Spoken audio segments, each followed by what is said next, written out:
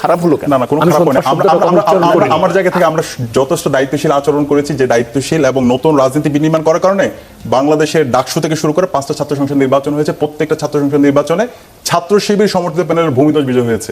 আরো 2টি ছাত্র সংসদ নির্বাচন হওয়ার কথা ছিল, সাস্টে এবং বেগম রোকেয়াতে, কিন্তু ভাইরা মত তৈরি করে নির্বাচন কমিশনের সামনে নির্বাচনটাকে বন্ধ করে দিয়েছে। তারা ভয় পায়, তারা ছাত্রদের রায়কে তারা ভয় পায়। তারা দেখতে পাচ্ছে ছাত্রদের যে গণজোয়ার তৈরি হয়েছে, ছাত্র শিবির যে নতুন রাজনৈতিক সংস্কৃতি বিনির্মাণ করেছে, শিক্ষার্থীরা যেভাবে যে রাজনীতি চায় সেই রাজনীতি বিনির্মাণ করেছে, সেই রাজনীতিতে ওনারা পরাজিত হয়েছে। আমাকে আরেকটু 30টা সেকেন্ড আমাকে দিতে হবে। এখানে আকবর ভাইও দুই পক্ষ বারবার বলছেন, এখানে ছাত্র দলের পক্ষ থেকে সন্ত্রাসীরা শিবির উপর বারবার হামলা করছে, প্রত্যেকটা জায়গায় সেই এভিডেন্স গুলো আছে। কিন্তু এখানে দুইটা পক্ষ কিভাবে হচ্ছে? আমরা তো আমাদের জায়গায় দায়িত্বশীল আচরণ করছি। ফেসিবাদী আমল নির্যাতনের কথা বলছেন, আমি কি ছাত্র শিবির, আমি ডাকসুর বিপি হওয়ার পরে অথবা ছাত্র শিবিরের একজনকে সে 500 সেশন, 10-11 সেশন, 14-15 সেশন এরকম কাউকে আমি কি হলে তুলছি? আমি নিজেও হলে উঠি নাই। আমি চাইলে হলে উঠতে, আমি নিজেই হলে উঠি না। আমার কথা হচ্ছে রেগুলার স্টুডেন্ট হলে থাকবে। এখানে আদু ভাইদেরকে আমি হলে তুলে আবার হচ্ছে আমি সমাজের মতো আবাসন সংকট তৈরি করব, হল দখল। আলোচনা একেবারে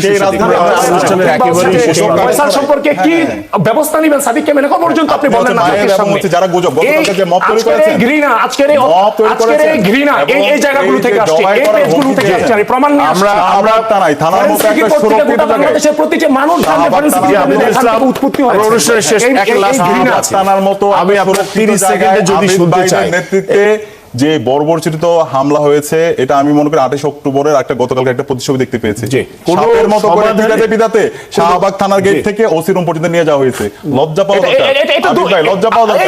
জাতির কাছে বলেন আমাদেরকে ক্ষমা করে দেন, আমরা আর কখনো গণতন্ত্রের কথা বলবো না। আমরা জীবনে শেষ করতে চাই। পুলিশের উচ্চপদস্থ যারা কর্মকর্তা ছিল, আপনার কিসের বেসিসে আপনি তাকে আটকে রাখলেন? তখন বলো উপরের নির্দেশ। সে উপরের নির্দেশটা আমরা যে হাসিনা আমলে, হাসিনা এবং ছাত্রলীগ এবং ওই সময়ে যারা সরকারে ছিল ফেসিবাদী শক্তি, তাদের নির্দেশে তো হামলা হইতো, মামলা হইতো, কাউকে গুম করে ফেলা হইতো, খুন করে ফেলা হইতো। সেই কালচার দেখতে পেয়েছে। আমি ধানমন্ডি থানা নিয়ে যাওয়া হলো, তাদেরকে জিজ্ঞেস করলাম তাদের বিরুদ্ধে কোনো অভিযোগ আছে কিনা, বলছে না কোনো অভিযোগ নাই। উপরের নির্দেশে, সরকারের নির্দেশে, হোম মিনিস্টার এবং এই হোম মিনিস্ট্রি থেকে সেই অভিযোগের ভিত্তিতে তাদেরকে রাখা হয়েছে। সরকারের নির্দেশে এমন কোনো নির্দেশ কি সরকার দিয়েছে? আমি জানি না। তাদের যে বলছে আমাদের কিছু করার নাই, এখানে যারা ছিল পুলিশ উচ্চপদস্থ যারা আছে, অবশ্যই আপনি আসবেন, তাদের কিছু করার নেই। এরপরে এগুলোর কারণে তো আজকের এই উৎপত্তি। আচ্ছা, এরপরে যে উনি বলতেছেন না আমাকে বলতে দিতে হবে, ওয়ান বাই ওয়ান বলতেছেন গতানুগতিক, না কোনো গতানুগতিক না, সব এভিডেন্স নিয়ে ডিপেন্ড করে। এরপরে কেন হইছে সাদিককে এরপরে উনি যে গুজবের কথা বলছে, কালকে সারা রাজনৈতিক সংস্কৃতি তো আমরা চাই না। আপনারা এটা করছেন, এগুলোর কারণে তো আজকে এগুলো হইছে, এগুলোর কারণেই তো সাদিককে গণতন্ত্র না এটা আপনাদের দায়। এই দায় আপনার এই বাংলাদেশের ইতিহাসে আমি তো দেখলাম 54 বছরের ইতিহাসে এই মিথ্যা থানায় গিয়ে মব তৈরি করা। এই ভাই এগুলো ছিলেন না। আমরা এক এক করে থানায় গিয়ে আমরা এক এক করে শেষ করি। আমরা একটু জীবনের নিরাপত্তার জন্য গিয়েছে। সাদিক আপনি বলেছেন সেই নিরাপরাধ শিক্ষার্থীদের উপর এইভাবে ন্যাক্কারজনক হামলা করা, সে হামলার করার পর উনি আপনার বৈধ দিচ্ছেন না, এটা ঠিক আছে? এটা কি বৈধ? আপনাদের দুজনের কাছে আসবো। আপনি আমাকে আমরা একই সাথে উনি বট আইডির কথা বলছে। এগুলো ঢাকা বিশ্ববিদ্যালয়ে এটা সর্বসম্মতিক্রমে সবাই এটা জানে। আচ্ছা, বট আইডি চালা হচ্ছে ওনাদের এজিএস, ডাকসুতে যে এজিএস সম্পাদক ছিল মায়ের, সে মায়েতে হচ্ছে বট আইডি চালায়। Department of Baksal, department of Baksal. আচ্ছা, বাকশাল আমরা আমাদের সভাপতিতে আব্দুল ইসলাম এই ডিপার্টমেন্ট অফ বাকশাল নামে আমি দুজনকে অনুরোধ করব, আমরা একটা শো চালাই। নিজে এই মিথ্যা কথা জাতিকে আমাকে বলতে দিতে হবে, জাতিকে ধ্বংস করতে হবে। উনি কি করছেন গতকালকে? ভাই অস্বীকার করতে এই যে কথাই বলতে দিচ্ছেন না। গতকালকে উনি কিভাবে গুজব ছড়াচ্ছে দেখেন। ওই থানায় গিয়ে একজন মোবাইল নিল, একজন সাংবাদিককে ওনারা নাকি ধরছে। আচ্ছা ধরক, সমস্যা নাই, যদি এটা ওনাদের অধিকার নাই, তারপরে তার ডিভাইস চেক করা সেটা হচ্ছে আইন শৃঙ্খলা বাহিনীর। কিন্তু ওখানে আবিদ ভাইরা সেই ডিভাইস চেক করলো, ছবি তুললো, একজনের দিল মোকাররম বিল্লাহ নামে একজন সাংবাদিক। আচ্ছা, আপনি কিশোরগঞ্জের ভাই, কিশোরগঞ্জের আমরা এখন দুজনকে থামাতে চাই, দুজনকে থামাতে চাই। আমাকে বলতে যেভাবে আলোচনাকে ধরছে আমরা দুজনের ওনাদের সাথে বসা যাবে না। মোকাররম বিল্লাহ কিশোরগঞ্জ যে এমপি প্রার্থী ছিল, তার পক্ষে সে ক্যাম্পেইনের পেজ সে চালায়, তাকে ধরে উনি বলছেন তার দলের বট ফোর্সদেরকে ধরে তারপরে সে বলতেছে হচ্ছে আমরা একটু শান্তভাবে চালিয়ে দেব। সকল বট ফোর্স আমরা একটু আকবর ভাইয়ের কাছে যেতে চাই। আবির ভাই হচ্ছে সাদিক কায়েম, আবুল ইসলাম বট ফোর্সের অ্যাডমিন। ভাই সিল্লাইয়া আমি প্রমাণ নিয়ে আসছি সাদিকের সিল্লাইয়া মার্কেট পাওয়া যায় না, সিল্লাইয়া মার্কেট আবিদুল পাওয়া যায় ইসলাম না। খান এবং অপরাধ করছেন, আমি দুজনকে বিনয়ের সাথে অনুরোধ করছি, আমাদের সঙ্গে একজন অতিথি আছেন সাদিক কায়েম, আপনি অনেক সময় নিয়েছেন। বাংলাদেশে যেভাবে নোংরামি ছড়িয়েছেন, ঘৃণার চর্চা করিয়েছেন, আবিদুল ইসলাম আবিদ, আমরা একটা টক শোতে আছি। ওনার মতো একজন না না সাদিক ভাই, আপনি অনেক সময় নিয়েছেন, আপনি বলতে হবে। আপনাকে অনুরোধ করবো না, আমাদের সঙ্গে আরেকজন অতিথি আছেন। এই মিথ্যা প্রমাণ করেন। বাংলাদেশের আমরা টকশোতে এগিয়ে নেই। এবার যেতে চাই একটু জামাত ইসলামের যিনি হচ্ছেন আমির, তাকে বলছে সাদা শয়তান। আপনি অনেক সময় নিয়েছেন, আপনি বলবেন যিনি গুজব ছড়াবেন, একটা দলের যিনি গুজব ছড়াবেন, যিনি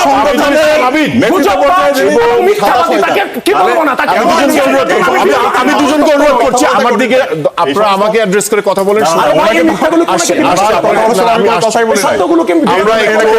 থানায় যে অভিযোগ দায়ের করতে গেল দুপক্ষই, সেখানেও সহিংসতা বা হাতাহাতি মারামারিতে গেল।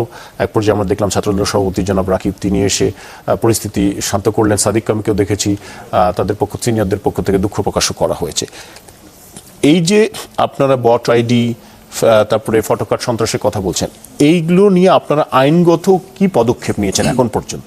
এটি যদি আপনাদের যে অভিযোগগুলো, সেগুলোকে আপনারাই সমাধান করবেন, নাকি আপনারা রাষ্ট্রের কাছে বা প্রশাসনের কাছে গেছেন? সহিংসতার দিকে যাচ্ছে কিভাবে? দেখেন, ডাকসু নির্বাচন পরবর্তী সময়ে মানে আমাদের সামাজিক জীবনকে পিছিয়ে তোলা হয়েছে এক প্রকার। আমি কিন্তু ইতিমধ্যেই বাংলাদেশ টাইমস, যেটার হচ্ছে যে অফিস আছে অথেন্টিক মিডিয়া, ওটাও কিন্তু ডিউ ইনসাইডারের কপি করে আমাদের নামে গুজব ছড়িয়েছে। এখন ডিউ ইনসাইডার, ডিউ ঢাবি কণ্ঠস্বর, এগুলো তো খুঁজতে করতে আমাদের সময় লেগেছে। আমি যে কারোর বিরুদ্ধে মামলা করতে পারবো না। সাদিক কায়েমের বিরুদ্ধে তো 2-1 দিন করার পর সাদিক কায়েম মামলা পর্যন্ত করে দিয়েছে। আমরা তো এখন পর্যন্ত ডিরেক্ট কারোর বিরুদ্ধে মামলায় যাইনি। আমি জিডি করেছি বাংলাদেশ টাইমসের বিরুদ্ধে। করার পরে সাংবাদিকতার নর্মসে যেটা পড়ে না, বাংলাদেশ টাইমস আমার সাথে সেই বিহেভ করেছে। কিন্তু এখনো পর্যন্ত আমরা প্রশাসনের কাছে, ইন্টারিমের কাছে সে সময় বিচার আমরা পাইনি। বড় এই সরকার তো মাত্র 2 মাস হলো গঠিত হয়েছে। এবার আসেন, চট্টগ্রামে যে হামলা হয়েছে, আপনি যে বললেন, বলা হয়েছে ছাত্র রাজনীতি নিষিদ্ধ হোক। ওই জায়গার ভিতরে যেহেতু আপনারাও রাজনীতি করতেছেন, আপনারা তো ছাত্র রাজনীতি করতেছেন, সেক্ষেত্রে ছাত্ররা বাদ দিয়ে এখানে গুপ্ত রাজনীতি নিষিদ্ধ। এক প্রকার ইন্টেলেকচুয়াল রাজনীতি আপনাকে বলতে পারেন, মারামারি কাটাকাটিতে নেই, গ্রাফিকের রাজনীতি। তো আপনার যদি খারাপ লাগে, আপনারা একটা গ্রাফিতি অঙ্কন করেন, কিন্তু আপনি তো সরাসরি সংঘর্ষে লিপ্ত হতে পারেন না। দেখেন, ছাত্র শিবিরের একটা ছেলের পায়ে যেমন আঘাত লেগেছে, ছাত্র দলের সাইয়েদ নামে একটা ছেলেরও মাথা বিখণ্ডিত হওয়ার মতো পরিস্থিতি চলে গিয়েছে। এই আঘাতের দায় কি নিচ্ছেন আপনারা? আমাকে কথা বলতে দিতে হবে। নিঃসন্দেহে। হ্যাঁ, সাদিক কায়েমের হয়তো ওই শিবিরের ছেলেটার জন্য খারাপ লাগতে পারে, আমার শিবিরের ছেলেটার জন্য খারাপ লাগে, আমার ছাত্র দলের ছেলেটার জন্য খারাপ লাগে। কারণ 2016 সালে ঢাকা বিশ্ববিদ্যালয়ে ভর্তি হওয়ার পরে আমি 2018 সালে বিএনপি ক্ষমতায় আসবে এই চিন্তাধারা করে রাজনীতিতে আসেনি। আমি 2016 সালে ঢাকা বিশ্ববিদ্যালয়ে ভর্তি হওয়ার পরে গেস্ট রুম গণরুমে যখন টর্চারের শিকার হয়েছি মানসিকভাবে, আমি সেখান থেকে সিদ্ধান্ত নিয়েছি কাউকে না কাউকে এই রাজনৈতিক সংস্কৃতি পরিবর্তন করতে হবে। সেই জায়গা থেকে আমি রাজনীতি করতে এসেছি। সুতরাং এই ধরনের নোংরা রাজনীতির আবার আমাদের হাত ধরে সামগ্রিকভাবে ফিরবে, এটা কোনোভাবেই কাম্য নয়। যার ফলশ্রুতিতে কালকে সারা রাত আমি ঘুমাতে পারিনি। আমরা কোন দিকে অগ্রসর হচ্ছি, এটা তো হওয়ার কথা ছিল না। তাহলে এই বিষবাষ্পটা কোথা থেকে আসলো? এই যে দেখেন, গতকালকে পাবনার ঈশ্বরদীতে আমরা ভারতে দেখি বিজেপি যে জয় শ্রীরাম বলে হামলা করে, গতকালকে পাবনার ঈশ্বরদীতে নারে তাকবীর আল্লাহু আকবার স্লোগান দিয়ে ছাত্রদলের উপর হামলা করা, রামদা দিয়ে দৌড়ানো, রামদা হাতে তোলা, হচস্টিক হাতে তুলে ছাত্রদলের কার্যালয় ভাঙচুর করার দৃশ্য আপনি দেখেননি? অবশ্যই দেখেছেন। এই যে দেখেন, মানে ইসলামকে কোন লেভেলে নিয়ে যাচ্ছে। কয়দিন পরে এই ইসলাম মৌলবাদ ত্যাগ খাবে গোটা বিশ্বের কাছ থেকে, শুধুমাত্র তাদের কারণে। এরপরে আসেন, লাস্ট একটু মেট করে দেই, 5 আগস্টের পর ছাত্রলীগ নিষিদ্ধের নামে যে ক্যাম্পাসে আমাদের ছাত্র রাজনীতি নিষিদ্ধের নামে যে ধরনের মবক্রেসি তৈরি করা হয়েছে, যে 1, 2, 3, 4, খুব খারাপ লাগে প্রিয় জাতি, কিন্তু ঢাকা বিশ্ববিদ্যালয়ের মাটি থেকে স্লোগান উচ্চারিত হয়েছে। এখন আর আমার লজ্জা করে না, 1, 2, 3, 4 এটার ওইটা আমার, তারপর হচ্ছে যে টিনের চালে কাউয়া সাউয়া, এই ধরনের স্লোগান, এই ধরনের স্লোগান ছেলেমেয়েরা দিয়েছে। এবং ঢাবি কণ্ঠস্বর ইনসাইডার প্রতিনিয়ত গুজব ছড়িয়েছে, যেগুলোর প্রমাণ আমি দিয়েছি। এই জায়গা থেকে তো আজকে আমরা এই জায়গাটাতে দাঁড়িয়েছি। এটা তো কারোর জন্যই কাম্য ছিল না, কারোর জন্য আমরা কি আবার উল্টো পথে যাচ্ছি কিনা সেটি কিন্তু আমরা যেতে চাই না। তাদের কাছ থেকে সহযোগিতা প্রয়োজন। আমরা সাদিক কায়েমের কাছে শুনবো আপনার এই কথাগুলোর জবাব। ক্যাম্পাসগুলোতে হল দখল করছেন বিভিন্ন নামে, সাধারণ ছাত্র পরিষদ, বিভিন্ন কমিটি, ছাত্র প্রতিনিধি ইত্যাদি ইত্যাদি। এটি একটা আপনাদের রাজনৈতিক কৌশল যেন ছাত্রদল জায়গা করতে না পারে। এই বক্তব্যের জবাবে কি বলবেন? আচ্ছা, এই সবকিছুর আনসার হলো দায় দিয়ে দাও। রাকিব ভাই তার প্রেস কনফারেন্সে বলেছিল শিবিরের উপর দায় দিয়ে দাও, বাংলাদেশে যাই ঘটুক ওই শিবিরের উপর দায় দিয়ে দাও। চট্টগ্রাম সিটি কলেজের যে ঘটনা, সে ঘটনা যেহেতু আমি ওই এলাকায় খোঁজখবর নেওয়ার চেষ্টা করেছি, সবগুলো ঘটনা একদম আদ্যপান্ত। সিটি কলেজের কিছু জুলাই গ্রাফিতি ছিল এবং কিছু পোস্টার ছিল, ওইখানে ছাত্র দলের আমাদের বন্ধুরা গিয়ে তার একটা ওয়ার্ড লিখেছে গুপ্ত। আচ্ছা, তাদের এটা লেখার স্বাধীনতা আছে, আমরা এমন একটা ক্যাম্পাস চাই যে আমাকে নিয়ে সমালোচনাও করবে, আমাকে নিয়ে প্রশংসাও করবে, কিন্তু আমি তার কাছে চাপাতি অথবা রামদা দিয়ে তাকে কুপাই আমার তার পায়ের জোড়াটা আলাদা করে দিব না, এমন কোনো ক্যাম্পাস আমরা চাই না। তো ওখানে যেটা হলো, গুপ্ত লেখার পরে ওখানকার চট্টগ্রাম সিটি কলেজের ছাত্র শিবিরের যে সভাপতি, সে একটা ছবি তুলেছে ফেসবুকে, তার ফেসবুক ওয়ালে গেলে আপনি পাবেন, সেটাকে অ্যাপ্রিসিয়েট করেছে। হ্যাঁ, এই যে গুপ্ত লেগেছে, দ্যাটস গুড। এবং এখানে একটু বানান যে ভুল হয়েছে, বানানটা যদি ছাত্রদলের মতো একটা ঐতিহ্যবাহী সংগঠন, তাদের যদি বানানটা যদি একটু ঠিক হয় তাহলে সংগঠনের মর্যাদাটা একটু বাড়ে। তো বানান ভুল করেছে, বানানটা এইভাবে হলে ভালো, সুন্দর করে সে লিখে দিয়েছে। আচ্ছা, পরবর্তীতে যেই এখানে গ্রাফিতির পাশাপাশি যেই হচ্ছে আপনার পেস্টুনগুলো ছিল, সেগুলো খুলে ফেলে ছাত্রদলের বন্ধুরা এবং তারা এখানকার কলেজ প্রশাসনের কাছে সেটা অভিযোগ করে কেন এটা খুলে ফেলা হয়েছে। তো এটা যখন অভিযোগ করে বের হচ্ছিল, তখন ওইখানকার যারা ছাত্রদলের নেতাকর্মীরা আছে, তারা ওইখানকার ছাত্র শিবিরের নেতাকর্মী শিক্ষার্থীদের উপর নৃশংসকারে তারা হামলা করে। হামলার পরে তারা এটার প্রতিবাদ করে শান্তিপূর্ণ একটা প্রতিবাদ সমাবেশ হয়। সেই প্রতিবাদ সমাবেশে আমরা দেখতে পেয়েছি ইতিহাসের ন্যাক্কারজনক একটা হামলা। ছাত্র দলের বহিরাগত সন্ত্রাসীদেরকে নিয়ে এসে, এই যে মির্জা ফারুক আপনি দেখতে পাচ্ছেন রামদা নিয়ে কিভাবে হচ্ছে দাঁড়ায় আছে, সাধারণ সম্পাদক ওমর গনি এমএস করে, সে ও কলেজে পড়ে না। এইভাবে হচ্ছে আমরা দেখতে পাই দেশীয় অস্ত্র হাতে ছাত্র দলের বিভিন্ন পর্যায়ের এখানে সন্ত্রাসীরা, আমার এখানে পুরো ডিটেলস আছে, পলাশ, মির্জা ফারুকের পর সাদ হোসেন, অনেকের নাম আমি এখানে বলতে পারবো। তারা রামদা দিয়ে শিক্ষার্থীদেরকে কুপিয়ে, ইসলামী ছাত্র শিবির ওখানকার একটা ওয়ার্ডের সভাপতি আশরাফুল, তার পায়ের গোড়ালিতে আঘাত করে পুরো পাটাকে বিচ্ছিন্ন করে দেয়। আচ্ছা, এখন এই বিচ্ছিন্ন করার পরে যেই সন্ত্রাসী রামদা দিয়ে দিনের দুপুর, যেটা পত্রিকায় এসেছে, কুপানোর পরও এখন পর্যন্ত তাকে তার বিরুদ্ধে কোনো ধরনের ব্যবস্থা গ্রহণ করা হয় নাই। এবং ছাত্রদল তারা, আমার কাছে মনে হচ্ছে এই ধরনের অপরাধীদেরকে তারা দায় মুক্তি দিতে চাচ্ছে, তারা প্রকাশ্য রাজনীতির কথা বারবার বলছে। তা আমার কাছে মনে হয় ছাত্রদল প্রকাশ্য রাজনীতি মানে বোঝাই প্রকাশ্যে দিনে দুপুরে ক্যাম্পাসের মধ্যে অথবা বহিরাগত নিয়ে এসে রামদা দিয়ে কোপানো, যেটা আমরা কোয়েটের মধ্যে আমরা দেখতে পেয়েছি। কোয়েটের মধ্যে এইভাবে বহিরাগত নিয়ে এসে রামদা দিয়ে কোপাইছে, সর্বশেষ ঢাকা পলিটেকনিক ইনস্টিটিউট দেখতে পেয়েছি। এভাবে দেশের বিভিন্ন প্রান্তে এই দেশীয় অস্ত্র, রামদা, চাপাতি, এগুলো দিয়ে দিনে দুপুর কোপানো, এটা হচ্ছে তাদের কাছে প্রকাশ্য রাজনীতি। এবং এটির সাথে প্রকাশ্য রাজনীতি মানে আমরা তাদের মধ্যে বুঝি যেতে চাই। ঢাকা বিশ্ববিদ্যালয়ের এই জুলাইয়ের পরে সেটা আমরা দেখতে পেয়েছি, সবাই এই জায়গায় একমত, নিয়মিত শিক্ষার্থীরা হলে থাকবে, কোনো আদবাই হলে থাকবে না। তো ওনাদের কাছে প্রকাশ্য রাজনীতি মানে হলের মধ্যে 36 জন আদবাই, যাদের সেশন হচ্ছে 2005-06, লজ্জা এটা একটা। 2005-06 সেশনের আপনার ভিসি যখন দিয়েছে তখন আপনি কেন প্রতিবাদ করেন না? এই মিথ্যাগুলো কেন বলেন ভাই? আচ্ছা, উনি বলুক, আমি না বলি। এই মিথ্যাগুলো কেন বলেন? না, আমি আর না বলি। না, আমি আপনার কাছে আসবো। না, এইভাবে হয় না। এটা তো ন্যূনতম যদি ওনার দিয়েছে, এটা ছাত্রদের উপর দেন কেন? 36 বছরে কেউ কি ছাত্রদল করে? সবটাকে মব তৈরি করে। গতকাল যেটা শাহবাগ থানা তৈরি করছে, আব্দুল ইসলাম আপনার কাছে আসি, আপনি বলেছেন প্রত্যেকটা জায়গায় না 36 জন আদবাই, এটা আমাকে বলতে দিতে হবে। আপনি 30 সেকেন্ড, 36 জন আদবাইকে তারা হলের মধ্যে সিট দিয়েছে, যারা 2005-06 সেশনের শিক্ষার্থী, 7-8 সেশনের শিক্ষার্থী, এমন আছে যাদের 2টা থেকে 3টা সন্তান আছে, তারা হচ্ছে চেয়ারপারসনের যে সিকিউরিটি ফোর্স ওখানে জব করে, তাদেরকে হলে দিয়ে তারা আদবাই তৈরি করে আবার সে হচ্ছে আবার অভিযোগ যে প্রকাশ্য রাজনীতি বলতে সন্ত্রাস করতে চান আপনারা, যেটি অভিযোগ করা হয় ছাত্র শিবিরের পক্ষ থেকে, যে 5 আগস্টের পর থেকে আপনারা নানাভাবে চেষ্টা করেছেন হলগুলো দখল করার, করতে পারছেন না বলে এই বিষয়গুলো সামনে আনছেন। হল দখলের রাজনীতিতে আসলে আপনাদের বিরুদ্ধে অভিযোগ কেন আসছে? দেখেন, 5 আগস্ট ঘটার পরে সর্বপ্রথম ঢাকা বিশ্ববিদ্যালয়ে যারা আধিপত্য সৃষ্টি করছে তারা হচ্ছে শিবির সাধারণ শিক্ষার্থীর নামে। 5 আগস্টের পরে বিকেল থেকে হলে যত শিবির আছে সবগুলোকে তুলে নিয়ে একসাথে ছাত্র প্রতিনিধির নামে মবক্রিসি করে একটা সাধারণ শিক্ষার্থী, কোনো রাজনৈতিক শিক্ষার্থীকে হলে উঠতে দেয় নাই। এরাই ছায়া প্রশাসন হিসেবে কাজ করেছে। আবুজর গিফারি মাহফুজ, জৌহল ছাত্রদলের সমাজসেবা সম্পাদক, তাকে চট থাপ্পড় মেরে হল থেকে বের করে দেওয়া হয়েছিল। আমার জসিমউদ্দিন হল, কবি জসিমউদ্দিন হলের যেই ছেলে হাসিনাকে স্বৈরাচার শব্দে প্রতিষ্ঠিত করতে ভূমিকা রেখেছিল, পুলিশ তার বাসা তছনছ করেছিল, সেই সিফাত ইবনে আমিনকে জসিমউদ্দিন হলে ঢুকতে দেন, আমি নিজে গিয়েছি, শিবির তাকে ঢুকতে দেয় নাই। সুতরাং এই আধিপত্য শিবির 5 আগস্টের বিকেল থেকে শুরু করেছে। এবার যে আদুবাইয়ের কথা বলছে সাদিক ক্যাম, আজকে অনেক গর্বের সাথে হয়তো বা এগুলো বলেন, কিন্তু মানবতা বোধ থাকলে এগুলো কখনো বলতেন না। আজকে যাদেরকে আদুবাই বলতেছেন, এরা শুধুমাত্র ফেসিবাদের বিরুদ্ধে লড়াই করতে গিয়ে এদের রাজনৈতিক, এদের শিক্ষা জীবন শেষ করতে পারে নাই। অনেক লড়াই সংগ্রামের মধ্য দিয়ে, পড়াশোনা ঘটনার মধ্য দিয়ে ছাত্রলীগের কারণে এরা ক্যাম্পাসে ঢুকতে পারে নাই। আপনার ভিসি নিয়াজ স্যার এগুলোকে ছাত্রত্ব একদিকে ফিরিয়ে দিয়েছে বিশেষ দৃষ্টিকোণ থেকে, একই সাথে তাদেরকে সিট দিয়েছে। তখন আপনি কেন বাধা দেন নাই স্যার? তাহলে এই মবক্রিসিগুলো কিভাবে করেন আপনারা? কিভাবে এক মুখে দুই নীতি অবলম্বন করেন? ক্যান্টিনে ফাওকে ধরা গিয়েছে এমন ছাত্র নেতাও আছে, তারও নাকি হচ্ছে মজলুম।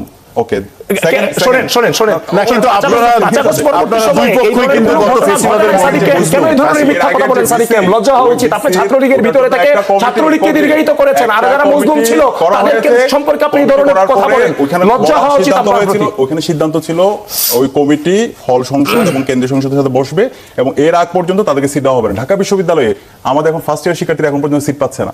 সেখানে আপনি 2500 সেশন শিক্ষার্থীদেরকে এখন আর ভাই এই দায়কার, এই দায়িত্ব আপনার, এই দায়িত্ব ভিসি, এটা তো আপনাদের নাই কেন? ওই পুরো ভিসি নিয়াজ স্যার কেন দিয়েছে আপনি জিজ্ঞেস করেন। পুরো বিশ্ববিদ্যালয়ের প্রশাসন বিএনপি বলছে, ভিসি নিয়াজ স্যার আপনার ভিসি স্যার, তাহলে আপনি কেন পারেননি? সারাক্ষণ ভিসির সাথে ঘুরে বেরিয়েছেন আপনি। এটা তো এটা কি দুনিয়া জানে না? এটা সত্য না? আবার হচ্ছে সেই তাহলে এই মবক্রিসিগুলো কেন করেন? 90 এর পরে যেভাবে হচ্ছে এই সংকট তৈরি করে গণরম গ্যাস নিয়ে এসেছেন, এইভাবে হচ্ছে আমরা একটু আন্দোলনের কাছে শুনে আসি, তৈরি করে বয়ের সংস্কৃতি তৈরি করার মাধ্যমে ক্যাম্পাসের মধ্যে আবার সেই আমার সময় তো কাঠামো তারা জি আমরা একটু জি প্লিজ এই সিদ্ধান্তে অ্যাপ্রুভ না হওয়ার আগে এটা আপনার টার্ন ছিল না, আমি আপনার কাছে আসবো।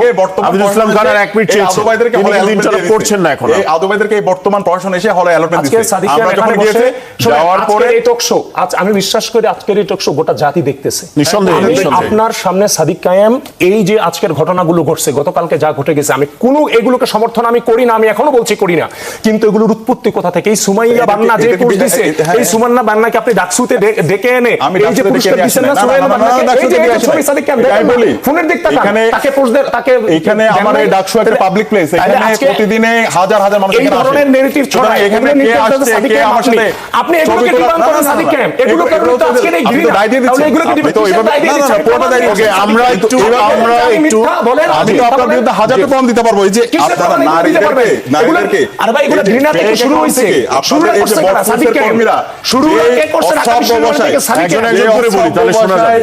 আমাদের আবিদ ভাই আপনি বলেন, এবং আপনি মায়েদরা ডিপার্টমেন্ট অফ বাকশাল এবং এটা ঢাকা বিশ্ববিদ্যালয় এস্টাবলিশ, আপনি এটা বের এবং করে গতকালকেও সম্পর্কে বের করে দেখান। আমার আবিদ ভাই, আমার বড় ভাই, জি আপনাদের দুজনকে কাছে আমি অনুরোধ করব ওখানে যে আমরা একজনের কথা করে বলি, বলতে সে ফেক অ্যাকাউন্ট এবং হচ্ছে বট পাওয়া গেছে দুজনই শিবিরে, দুজনই শিবিরে, যে হলো বিএনপির কিশোরগঞ্জের যে তার পেজ চালায়। ধন্যবাদ। তো আমরা একটু জনাব আকবর হোসেন তাদের আপনি নিশ্চয়ই তাদের দুজনের কথা আপনি শুনছেন, যে আমরা যদি ক্ষমতা থেকে থাকি আমি সিরিয়াস সাংবাদিক আকবর হোসেনের কাছে কিছু শুনতে চাই।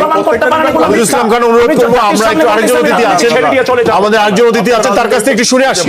জনাব আকবর হোসেন, আমি একটু অনুরোধ করব। সাদিক কায়েম আপনি বলেছেন, আপনি আরেকবার আপনারা দুজন আবারও বলবেন, দিনে দুপুরে রান্না নিয়ে আমি কোপাবো, আপনারা আবারও বলবেন।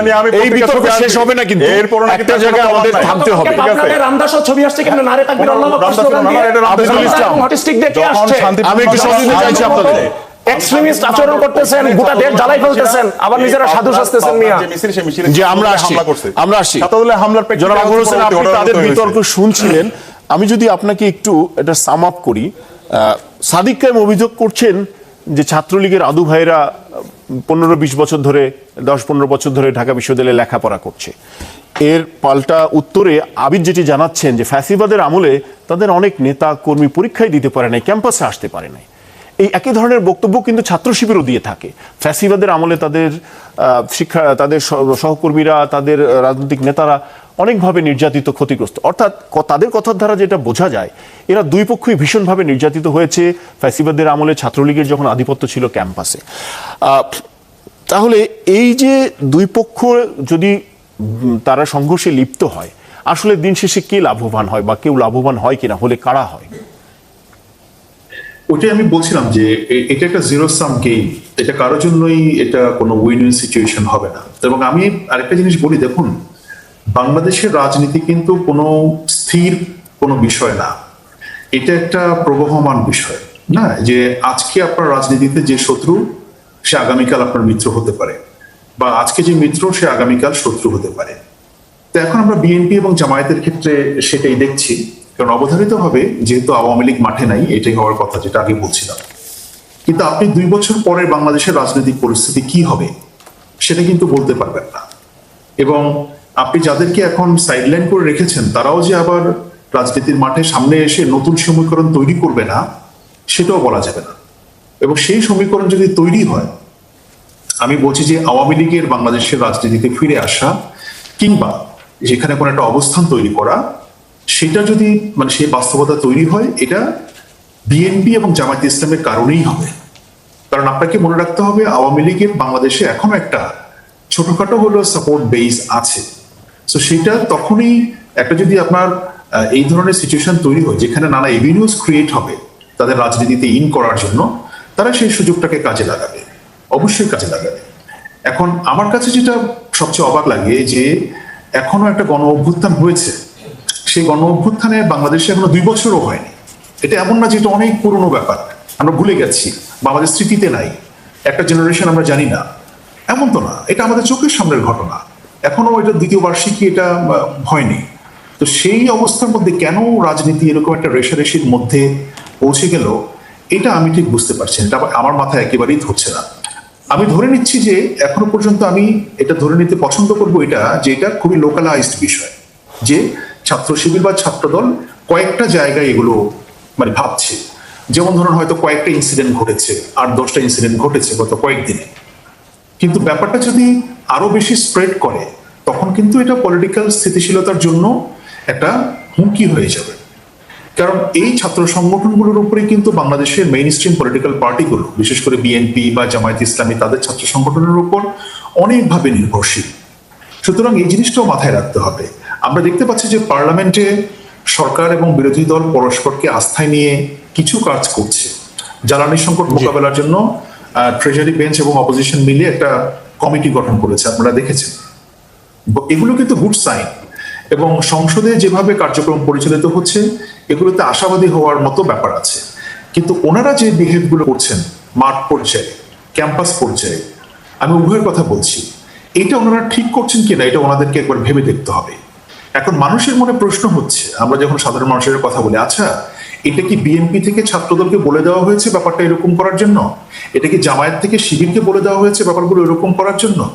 যদি সেটা হয়ে থাকে তাহলে আপনি সংসদে এখন যে সদ্ভাব দেখছেন বা রাজনীতির ভিতরে যে একটা আন্ডারস্ট্যান্ডিং দেখছেন, এটা হয়তো থাকবে না খুব বেশি দিন।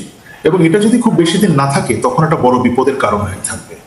আর বিএনপির জন্য একটা বড় এখানে ব্যাপার হচ্ছে, আমি জামাতেরটাতে পরে আসতেছি, যে একটু সংক্ষেপে দেখুন বিএনপির সামনে they have to go a long long way.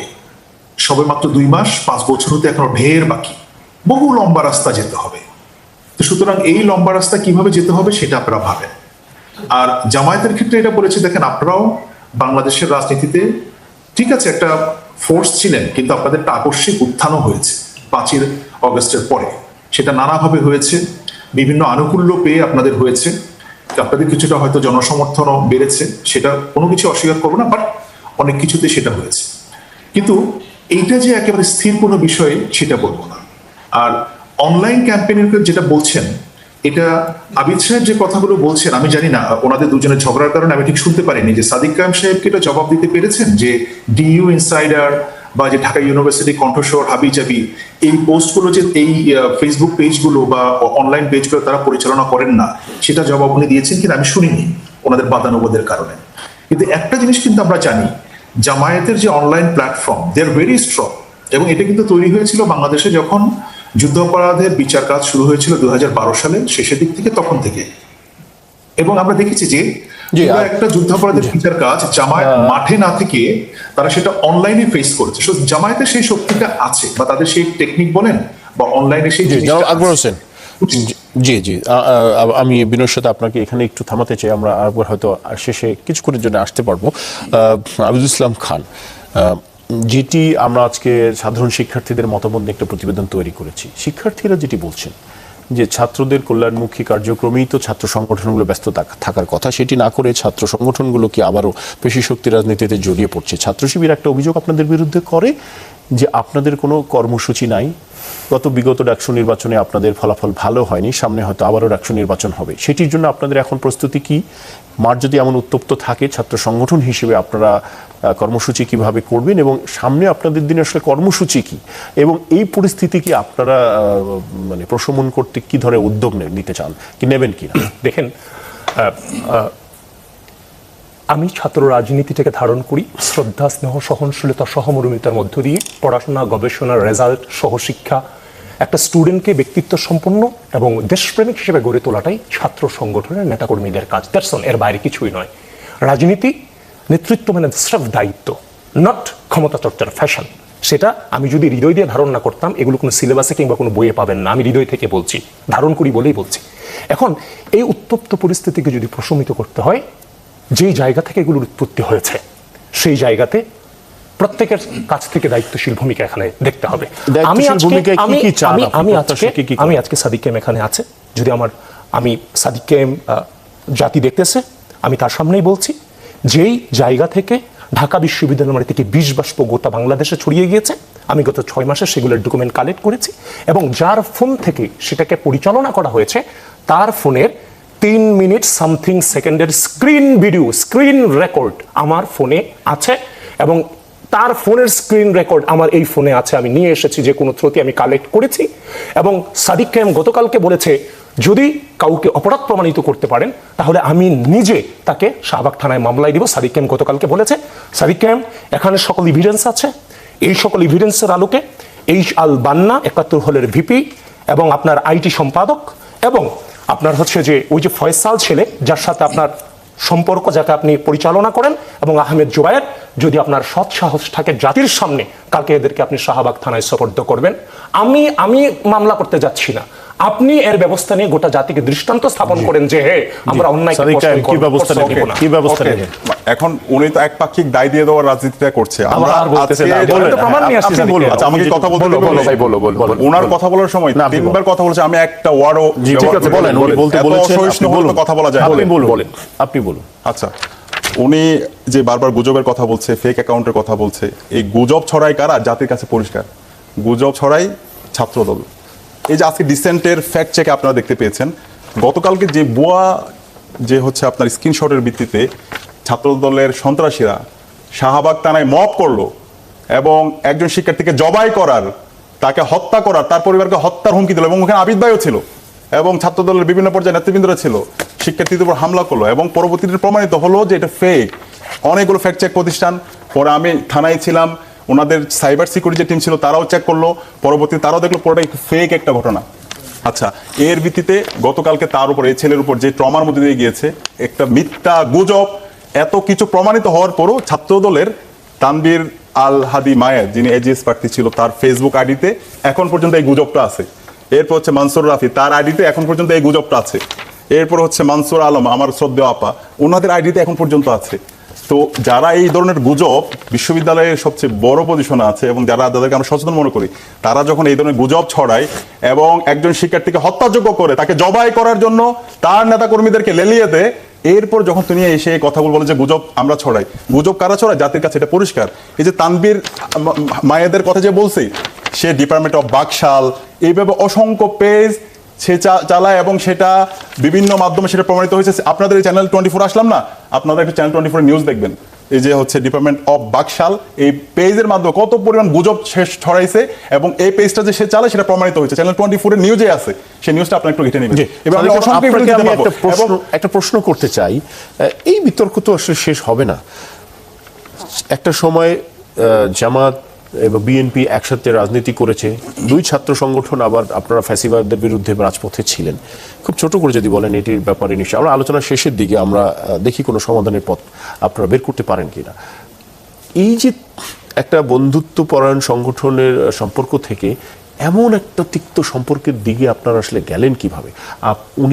আপনি তাকে দিকে বলছেন তারা সন্ত্রাসী, তিনিও আপনাকে বলছেন সন্ত্রাসী। নিশ্চয়ই কোনো ছাত্র সংগঠন সন্ত্রাসীর জন্য রাজনীতি করে। আচ্ছা, আমি সম্পর্কটা এত খারাপ হলো কেন? না, কোনো খারাপ না। আমার জায়গা থেকে আমরা যথেষ্ট দায়িত্বশীল আচরণ করেছি, যে দায়িত্বশীল এবং নতুন রাজনীতি বিনির্মাণ করার কারণে বাংলাদেশের ডাকসু থেকে শুরু করে 5টা ছাত্র সংসদ নির্বাচন হয়েছে। প্রত্যেকটা ছাত্র সংসদ নির্বাচনে ছাত্র শিবির সমর্থিত প্যানেলের ভূমিদল বিজয় হয়েছে। আরো 2টি ছাত্র সংসদ নির্বাচন হওয়ার কথা ছিল, সাস্টে এবং বেগম রোকেয়াতে, কিন্তু ভাইরা মত তৈরি করে নির্বাচন কমিশনের সামনে নির্বাচনটাকে বন্ধ করে দিয়েছে। তারা ভয় পায়, তারা ছাত্রদের রায়কে তারা হচ্ছে ভয় পায়। তারা দেখতে পাচ্ছে ছাত্রদের যে গণজোয়ার তৈরি হয়েছে, ছাত্র শিবির যে নতুন রাজনৈতিক সংস্কৃতি বিনির্মাণ করেছে, শিক্ষার্থীরা যেভাবে যে রাজনীতি চায় সেই রাজনীতি বিনির্মাণ করেছে, সেই রাজনীতিতে ওনারা পরাজিত হয়েছে। আমাকে 30 সেকেন্ড আমাকে জি, দিতে হবে। 30 সেকেন্ড। এখানে আকবর ভাইও দুই পক্ষ বারবার বলছেন এখানে ছাত্র দলের পক্ষ থেকে সন্ত্রাসীরা শিবিরের উপর বারবার হামলা করছে, প্রত্যেকটা জায়গায় সেই এভিডেন্স গুলো আছে, কিন্তু এভাবে এখানে দুইটা পক্ষ কিভাবে হচ্ছে? আমরা তো আমাদের জায়গায় দায়িত্বশীল আচরণ করছি। ফেসিবাদে আমল নির্যাতন কথা বলছেন, আমি কি ছাত্র শিবির, আমি ডাকসুর বিপি হওয়ার পরে অথবা ছাত্র শিবিরে একজনকে সে 500 সেশন 10-11 সেশন 14-15 সেশন এরকম কাউকে আমি কি হলে তুলছি? আমি নিজেও হলে উঠি নাই, আমি চাইলে হলে উঠতে, আমি নিজেই হলে উঠি না। আমি আমার কথা হচ্ছে রেগুলার স্টুডেন্ট হলে থাকবে, জি, এখানে আপনি আদু ভাইদেরকে আমি হলে তুলে জি, আব্দুল ইসলাম এখানে ভাই, আবার আপনি হচ্ছে আমি সমাধানের আগের পথটা মতো করে আসলে আবাসন কোথায়? সংকট তৈরি করব, জি। হল দখল আমরা করব। আলোচনা একেবারে সেই শেষের দিকে। রাজনীতি আমরা আলোচনা হ্যাঁ, সাদিক কায়েমের এই কথার বিচার এটা জনগণ করবে। সে বারবার আদু ভাইয়ের কথা বলছে, ছাত্রদল তুলতেছে, এই কথা বলতেছে। আমি আবারও বলছি, ওই তাদের সংগ্রামের মধ্য দিয়েই আজকে সুযোগ নিয়েছেন। আজকে আপনি ছাত্রদলকে সন্ত্রাসী বলছেন। এই যে আপনি দেখতে রক্তাক্ত ছবিটা দেখতে পাচ্ছেন, আপনি এই যে সাইয়েদ ছেলেটাকে দ্বিখণ্ডিত করে ফেলার মতো পরিস্থিতি, এটা কে করেছে? শিবির করেনি? আজকে জয় শ্রীরাম বলে যে হামলা করেছে সেটা কি এরা করেনি? তাহলে এরা কেন নির্দোষ হইতে যাচ্ছে? উস্কানিটা তো এদের জায়গা থেকেই আসছে। এবং এখন হচ্ছে যে মব কারা করে দেখেন, গতকালকে যখন একটা উত্তপ্ত পরিস্থিতি শাহবাগে তৈরি হয়েছে, স্বাভাবিক ব্যাপার, চেয়ারম্যানের মেয়েকে নিয়ে, বাপ মেয়েকে নিয়ে এই ধরনের ফটোকার ছড়িয়ে পড়লে কারো মাথায় তো ঠিক থাকার কথা না। আর আপনাকে এই সুমাইয়া বান্নার মতো অসংখ্য অ্যাক্টিভিস্ট এদের আছে যারা এভাবে আলোচনার শেষের দিকে সন্দেহ তো ওই দিকেই যাবে, এটা স্বাভাবিক ব্যাপার। এরপরে মবস্টার মোসাদ্দেক এবং মবস্টার হচ্ছে যে জুমা, এগুলো ঘোষণা দিয়ে আসছে আপনারা আসুন আমরা শাহবাগে যাচ্ছি, মানে এরা প্রতিহত করতে আসতেছে শাহবাগে। তো মব তো এরাই করছে। দেখেন, আপনাদের ছাত্র শিবিরে একজন সদস্য আছে, আচ্ছা, যাই হোক করুক, রায়হান নামে একটা সদস্য আছে, মানে আমার যিনি কথাটা হচ্ছে, ছাত্রলীগের আন্ডারে থেকে স্লোগান তুলতেন, শিবিরের চামড়া তুলে নিন। ভাই প্লিজ, আমি কথা বলেছি, সাদিক আমি আপনার সময় কথা বলেছি। এই যে দেখেন, রায়হান নামে একটা ছেলে আছে, সে ছাত্রলীগের ভিতরে থেকে স্লোগান দিত, শিবিরের চামড়া তুলে নিব আমরা, একটা শিবির ধৈরা কি কর, এটা তো আপনি বুঝতেছেন, আমি বললে কাট করে নিয়ে ছেড়ে দিই, আমি এখন এই কথা বলছি, এই জন্য আর উচ্চারণ করলাম না। তো এই ছেলেটা এই যে শিবির, ছাত্রলীগের ভিতরে শিবিরের বিরুদ্ধে এই স্লোগান, মানে শিবিরকে হত্যাযোগ্য, শিবিরকে মারযোগ্য কে করে তুলেছে? শিবির তো করে তুলেছে। তো গতকালকে এরা যে মবের ডাকটা দিচ্ছে, ওই জায়গার ভিতরে যে শিবির আসে নাই, তার নিশ্চয়তা আমি কিভাবে দিবেন, উনি কিভাবে দিবে? এখন কারা ছিল আমি একটু বলি, আমার কাছে পুরো ডিটেইলস আছে। গতকালকে কারা ছিল ছাত্র দলের সবার প্রোফাইলিংটা আমরা করেছি, একদম আইডেন্টিফাই করে। এই প্রত্যেকে হচ্ছে ছাত্র দলের ঢাকা বিশ্ববিদ্যালয়, যেটা আপনি বলেছেন, আমার চেয়ারম্যানের মেয়ে সম্পর্কে যে ধরনের তথ্য করছে, আমি এখানে যাব না, আপনাদের দুজনের কাছে মুসলেকা দিয়ে ফিরিয়ে নিয়ে আসছেন। আমরা শেষ 2 মিনিটে আছি, মানসুরা পানি শেষ 2 মিনিটে আছি, আমরা একটু শুনতে চাই শেষ 2 মিনিট। এখনো পর্যন্ত এইচআল বান্না, আহমেদ জুবায়ের, অনুষ্ঠানের একেবারেই শেষ ফয়সাল সম্পর্কে কি ব্যবস্থা নেবেন? সাদিক কায়েম এখন পর্যন্ত আপনি বললেন না, যারা গুজব গতকালকে যে মব তৈরি করেছেন, ঘৃণা, আজকের এই ঘৃণা এই জায়গাগুলো থেকে আসছে, এই পেজগুলো থেকে আসছে, আমি প্রমাণ নিয়ে আমরা টানাই থানার মতো একটা সুরক্ষিত বাংলাদেশের প্রতিটি মানুষ উৎপত্তি হয় অনুষ্ঠানের শেষ এক লাস্ট মিনিট আছে, টানার মতো আমি আপনার 30 সেকেন্ডে যদি শুনতে চাই, নেতৃত্বে যে বর্বরচিত হামলা হয়েছে, এটা আমি মনে করি 28 অক্টোবরের একটা গতকালকে একটা প্রতিচ্ছবি দেখতে পেয়েছি। সাপের মতো করে পিটাতে শাহবাগ থানার গেট থেকে ওসি রুম পর্যন্ত নিয়ে যাওয়া হয়েছে। লজ্জা পাওয়া দরকার, লজ্জা পাওয়া দরকার। জাতির কাছে বলেন আমাদেরকে ক্ষমা করে দেন, আমরা আর কখনো গণতন্ত্রের কথা বলবো না। আমরা জীবনেও গণতন্ত্রের কথা বলতে চাই। আমাদের সিনিয়র নেতৃবৃন্দ নিজে মাইর খায়া তাকে রক্ষা করছে, আমার সিনিয়র নেতৃবৃন্দ নিজে মাইর খায়া আপনার ছেলেদেরকে রক্ষা করছে। আমরা শেষ মিনিটে আছি, হচ্ছে ওসির সামনে গিয়ে ধন্যবাদ। আমরা শেষ মিনিটে আছি, 10 সেকেন্ডে যদি বলতেন কোনো কি সমাধানের পথ আছে এই তিক্ততা ছেড়ে সুস্থ রাজনীতি? দেখেন, সমাধান হতে হবে, এক সেন্টেন্স, সমাধানের কোনো বিকল্প নাই, সমাধান হতে হবে। আমি সকল সংগঠনের জুলাই আমি বলেছিলাম যে প্লিজ কেউ ছেড়ে যান না, এই কথাটা কিন্তু মুখস্থ কিংবা কোন জায়গা থেকে আমি তুলে আনি। আমি এখনো বলতে চাই, প্রত্যেকের জায়গা থেকে সুস্থ ধারার আচরণ করেন, প্রতিযোগিতা করেন, হিংসা। সহমর্মিতা এবং সুস্থ ধারার রাজনীতির এক্সাম্পল আমরা সেট করেছি। ক্যাম্পাসে দায়িত্ব নেওয়ার পরে আজ পর্যন্ত কারো উপর হুমকি দেওয়া, কারো উপর প্রভাব দেখানো, আধিপত্য বিস্তার করা, অস্ত্র জঞ্জানে দেখা, সেটা আমরা করি নাই এবং আমরা করব না। শিক্ষার্থীদের জন্য প্রতি ইঞ্চি মাটিকে আমরা নিরাপদ করে এগুলো করছি। সাদিক আমার দিক তাকাও, রামদাদি এগুলো করছো ভাই, আপনারাই করছেন। সাংবাদিক বলেছেন আপনার কাছে আমি যেতে পারলাম না সময়ের অভাবে। আমরা শেষ। আকবর ভাইয়ের কাছে আমি দুঃখ প্রকাশ করছি যে আপনার কাছে শেষবারের মতো একটু যেতে পারলাম না সময়ের অভাবে। আপনাদের তিনজনকে অসংখ্য ধন্যবাদ।